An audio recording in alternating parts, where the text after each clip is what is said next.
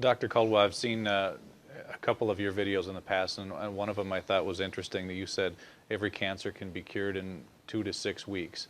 Can you talk a little bit more about that, and what are some of the ways that that's possible? In my experience, every cancer can be cured in 2 to 16 weeks. Some cancers can be cured in minutes because every doctor in the world that's in office for 20 years or longer knows cases of spontaneous healing.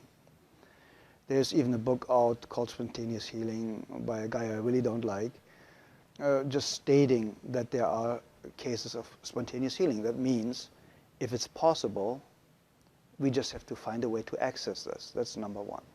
The second, you get rid of acidosis and toxemia. The second, the body gets alkaline and oxygen rich. With juicing a lot of greens like chlorophylls, everything that's green has a lot of chlorophyll, gives the body a lot of oxygen. Getting your body alkaline with good calcium, with good nutrition, with good trace supplements, trace minerals, will help to alkalize the body. So that means the second you are alkaline, the cancer already stops. It can take a couple of days, a couple of weeks, but it stops. You get the body to a healing pH level, which the pH scale goes from 0 to 14. So 7 is neutral, and you need to be slightly alkaline. 7.36 is ideal. But in the healing phase, you should go up to 7.5. It's a little bit over-alkalizing the system. A great friend of mine, Dr. Martin in Germany, is using oxygen more step therapy, for example, where you take the blood out, get ionized oxygen, and you lead the blood back in. And you do this 12 times, and you have basically brand new blood like a newborn baby. So you already eliminated the lack of oxygen. You see the blood coming out looks like black. They put the oxygen in and it becomes pink. And it's like legal doping. You get it and you feel so energized and you're so vital. What my MDs in Europe use is vitamin C injections, intravenous vitamin C injections, 100 cc's a day, 3 times a week. That's what we used in certain cases more often. And very often, believe it or not, in my personal experience, the tumors or the cancerous growth was basically gone within a couple of days. And because vitamin C is so powerful and one of the greatest healers out there, you can fix nearly every heart problem, cardiovascular problem with vitamin C. They want to take it off the market. So it's going to become a prescription medication, and then it's synthetic and will not work anymore, like vitamin E. Vitamin E basically helps you to cure very easy and fast blood pressure problems in any way, shape, or form. That's why they made a study with artificially created vitamin E, chemical created vitamin E, said, see, it doesn't work. No, of course not. Chemicals don't work. Nature works. If nature creates a problem, nature creates a solution. Very simple and easy. If it didn't exist 100 years ago, you don't need it today. It's very, very simple. When you want to help somebody to educate themselves, to eliminate his or her own cancer really, really fast, I would basically start instantly with a vegan diet or with a raw food diet.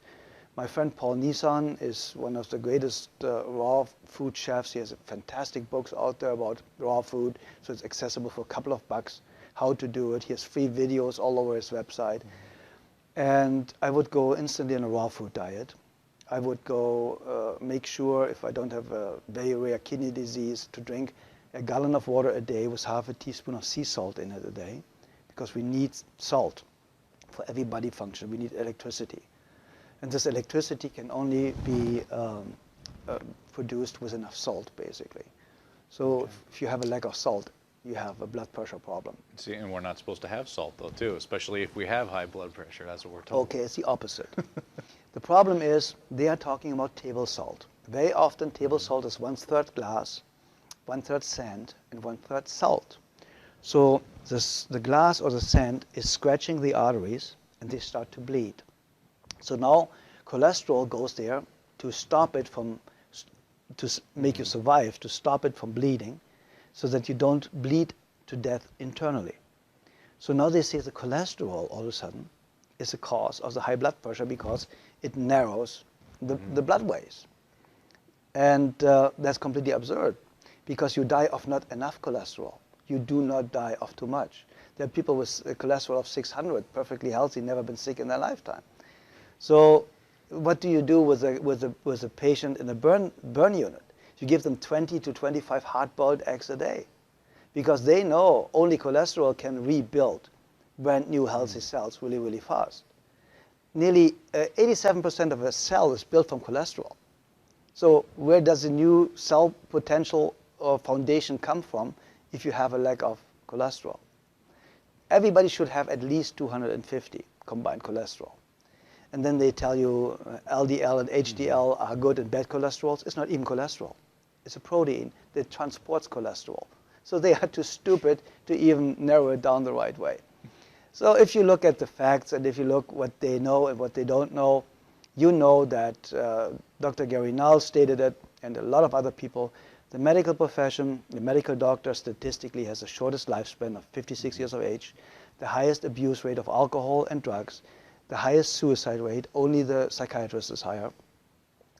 And so you go to somebody that has the lowest lifespan, highest suicide rate, highest drug abuse rate, to ask them how to have a healthy, happy, long life. Yeah. I think we should rethink our way of thinking.